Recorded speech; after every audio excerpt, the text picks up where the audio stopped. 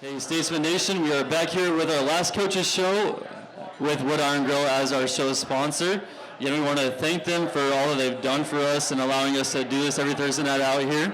But next week, the Wood Iron Grill will be changing ownership and names as will become the Elmhurst Grill.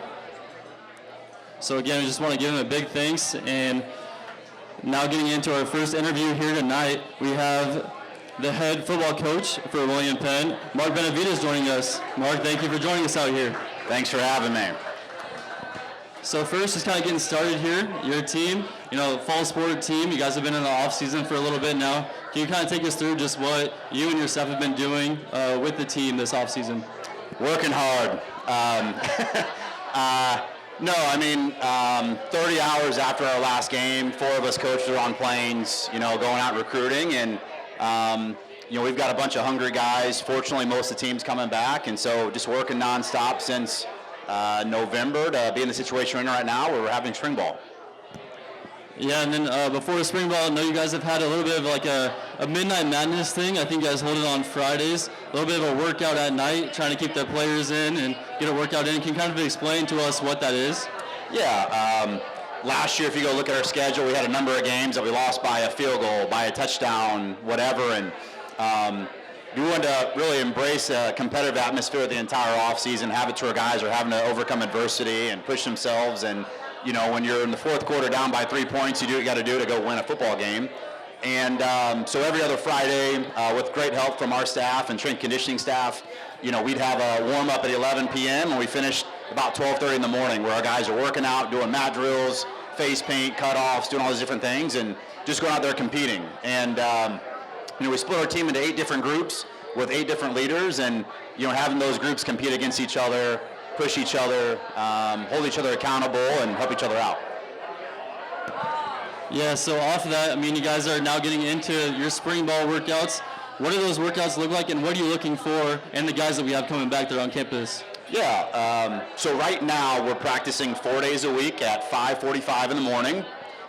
So fortunately, us coaches, we're addicted to caffeine, and we can get it done. But right now, we are a lot years ahead of a year ago. Our guys understand base scheme, base structures, our terminology, how we try to work things, and right now, we're simply wanting guys to compete for a job, compete for a starting job, compete against each other, and kind of take that next step and get it to where, again, we have those close games, do whatever we got to do to overcome adversity and win. Yeah, and like you said, having the midnight workouts kind of builds the team chemistry a little bit, also builds a culture. Can you guys speak to, you're in your first year here, kind of just finishing up the first year. What has the culture been that you've built, and what do you want it to continue to grow to? Yeah, we'll say the phrase win all the time, like win, W-I-N, what's important now, and we want to make sure guys understand that it's not just about this one play, not just about a result. It's like the process to that, and making sure guys understand a standard. We've got a specific standard and expectation, not just on the field, but in the classroom, in the community, and I'm a true believer that as a new head coach, year 2 to 3 is really the biggest change you end up having.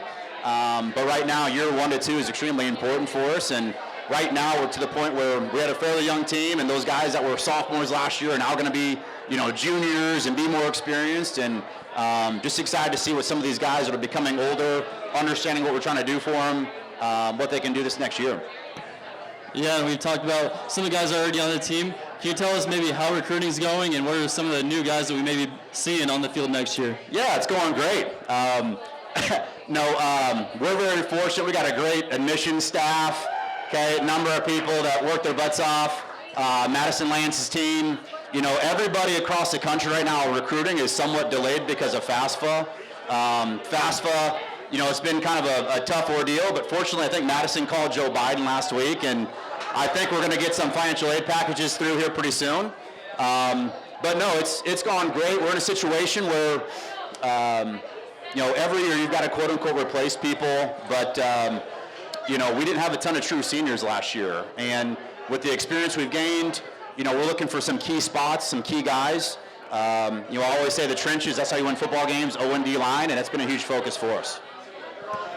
Yeah, and then lastly here, just overall in your first year, how do you feel like it's gone for yourself and for your team? I love it here. last year, a number of close losses, a number of games where, we're a couple of people, a couple of players, a couple of plays away, and it was difficult. But, I mean, coming to work every single day with the people here that are passionate about the school, passionate about the town, about athletics, about football, it's hard to beat the atmosphere. All right, well, again, thank you for joining us out here. Very much appreciate it. Head football coach Mark Benavides. We'll be right back here with our next guest. We are back here with our second guest tonight, head coach of women's softball, Laura North. Hello. Thank you for joining us. Coach, been a quiet while since we've talked to you. Had a spring break trip where you played multiple games over that spring break down in Arizona. Can you kind of just tell us how those games went for your team?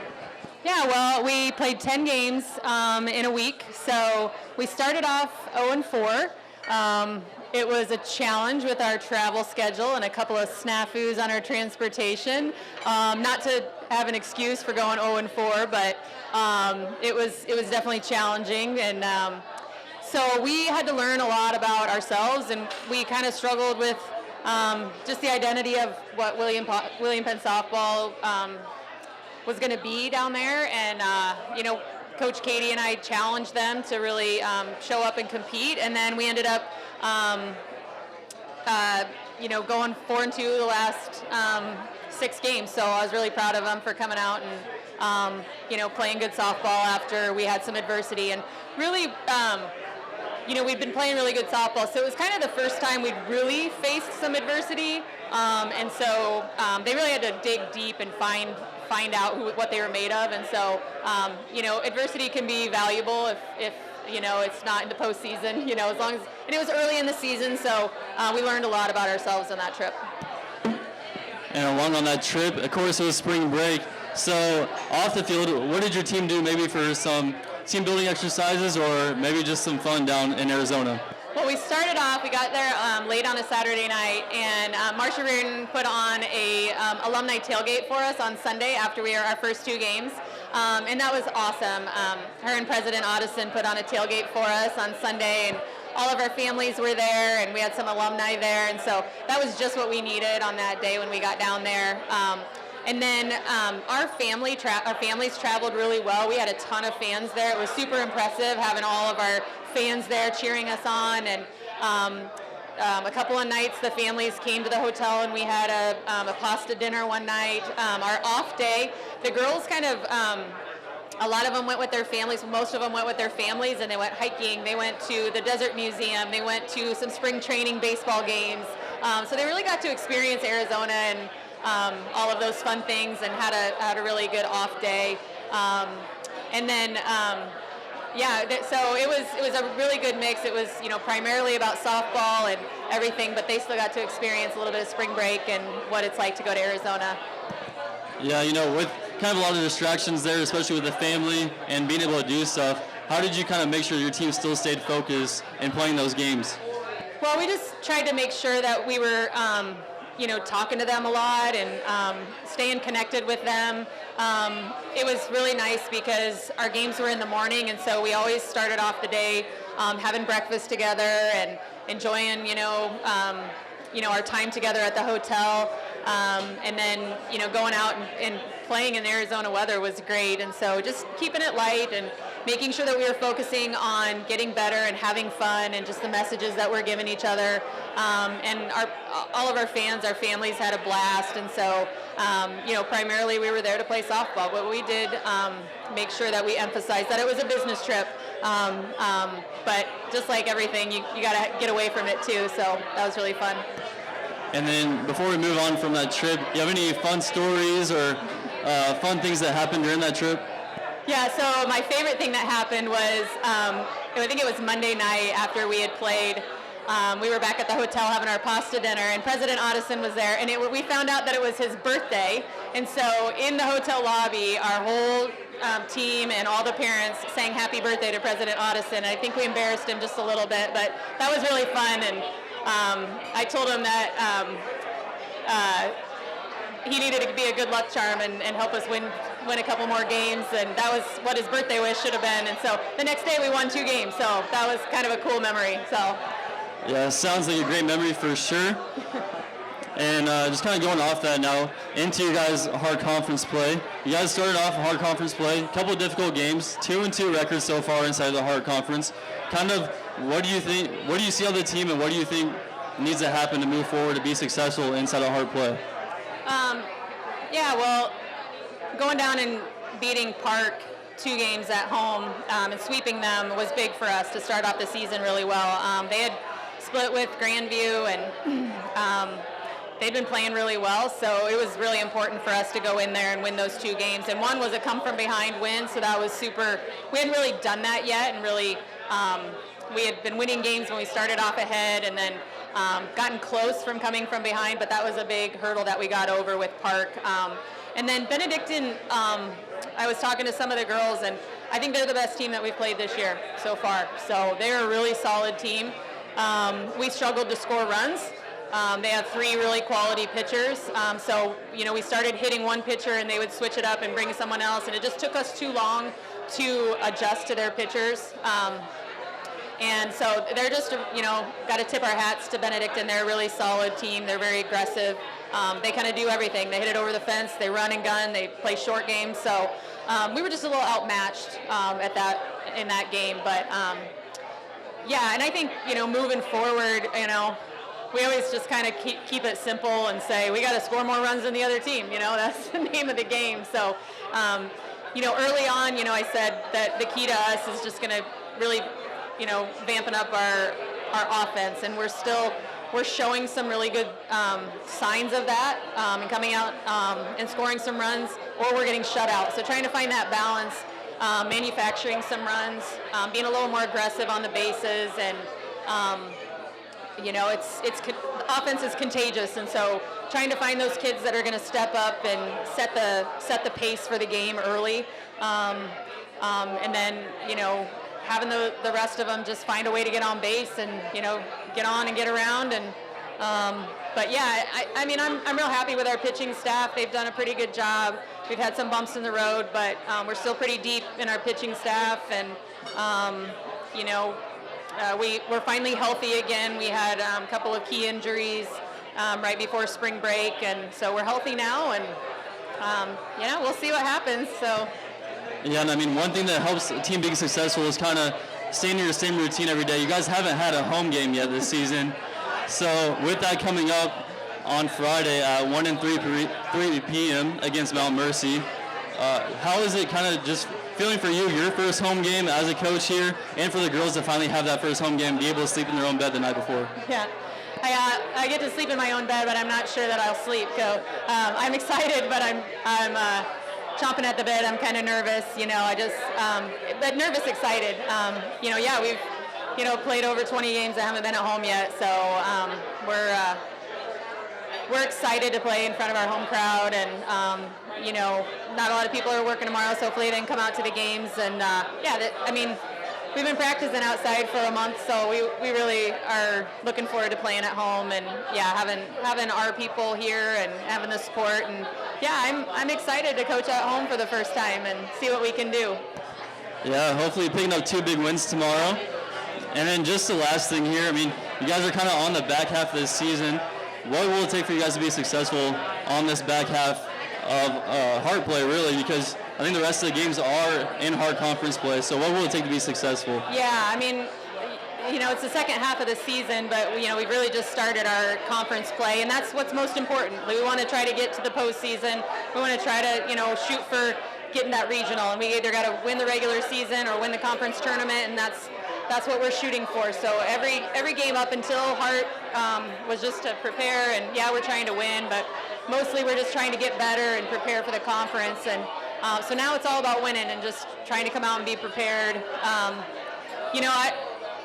I think if anybody has the real secret to being successful, I'll try to phone a friend. But I think our girls just need to believe in themselves and trust that they have worked hard and they've put the time in, and just be confident and go out and play softball and keep it simple, and trust each other and trust in what they can do. We did a good mental exercise this week and trying to recognize what their strengths are and try to capitalize on those strengths and minimize our weaknesses, because every team has weaknesses, and we're just going to try to keep those from being exposed. And just have a lot of pride in what we've accomplished so far, and believe in themselves and that they can do it. We can, we have an opportunity to do some really special things, and hopefully that they are motivated to do that. Yeah, all that answer actually. I did see you guys had that team exercise yesterday. What was that, and what did you guys kind of do during that? Yeah, so we had some weather this week, obviously, and so I never really want to take a full day off, and so we just did a team activity where we met in one of the classrooms, and it's a fun activity that I like to do where the girls have to make themselves a poster, and they have to make their own superhero badge or shield or whatever it is, and so we want them to reflect and give themselves their own scouting report, like give themselves a scouting report, and so they have to recognize what they do well, and the cool thing about softball and football is kind of like this, is that it's kind of the ultimate team sport, right? Like, so we want them to recognize that they don't have to be good at everything, but they have a couple of things that they're really good at, and we want them to bring that to the team. And so recognizing what that superpower is, both physically and mentally, what's their superpower, and then we also want them to recognize what their kryptonite is, and so what keeps them from exercising their superpower. And so mentally, we want them to recognize maybe they're not getting enough rest, maybe they're thinking too much, maybe their self-talk is too negative, maybe they're just intimidated. Whatever that is, if you recognize that, then you can overcome those things. And so we did that, and the girls really liked it. And so we just want them to bring their superpowers and put them together, and I can throw up the bat signal and hopefully get a home run with that. So, and we would just like to keep it light too and keep it fun. So. All right, well, hopefully you guys keep it fun tomorrow. Give us 2 wins. Again at 1-3 against Mount Mercy. Again, thank you for joining us out here, and we'll be back with our next guest right after this. All right, we are back here with our third and final guest tonight, the owner of this restaurant, Rhode Iron Grill, Matthew Gunn. Hello. Thank you for joining us. Obviously said earlier, we appreciate all you guys have done for us out here, allowing us to be out here every Thursday night. But what did you enjoy most about running this restaurant? Meeting everybody, just everybody that comes in, meeting new customers, the families that grow from watching them to have babies, getting married, everything. Especially William Penn, just bringing everybody from the world. You have brought so many different ethnic groups in this world that to Oskaloosa, which I never imagined in 23 years. So that was pretty exciting, just to see that many different people walk into my restaurant and enjoy it. From California to everybody that you bring to my hometown, like, it's incredible how many people you guys bring here. So that was biggest enjoyment, just watching all the people walk in and be like, wow, you have an awesome restaurant in this little town. So. And then just off that, do you have any funny stories or maybe some good times to reflect on here that come to the top of your mind? So goodness, so many. Can't say that on radio. Let's see. No, honestly, just this alone, I didn't think it would be this magnitude. Like, looking around and seeing this many people in my restaurant all the time is overwhelming. So I think that's the biggest highlight, just succeeding in something that you didn't think you could do. Yeah, and then, kind of answer this with your first question, but partnering with William Penn here for the last few years, what has been your favorite thing about being the host of this venue, and just kind of like you said, all the people that you have seen and come in here and interacted with? Yeah, that's just being the host and just greeting people and knowing and making sure that they're happy and letting go of life. You go to a restaurant to let go. You want to forget about life for an hour, spend with your family, spend with friends. So anything that I can do to let you forget about that, I did my job. So, like, just feeding you good comfort food. I'm from Florida, so, like, I brought stuff from Florida, I brought stuff from all over. So just getting Oskaloosa to experience new food was incredible, and just overwhelming amount of joy of just being here. And then lastly here for you, do you just have anything that you would like to say to all the customers and just how much this has meant to you to be the owner of this restaurant? Wow, why are you going to try to make me cry like that? No, just thank you. Overwhelmingly, just thank you for just appreciating us, coming in, loving our food, being a family. You're not customers, it's family. Like, that's what I wanted. I didn't want customers. I wanted to grow a family that you knew you could come into my home and anytime, no worries, just love life and enjoy life. All right, well, again, thank you for joining us up here. I know you're a little bit nervous about coming up here, but again, thank you for joining. We appreciate all that you've done for us, allowing us to be out here. No, thank you guys. It's been a pleasure. And that is it for us here out at Wood Iron Grill. Last time be out here, and again, just thank you for everything that you've done for us.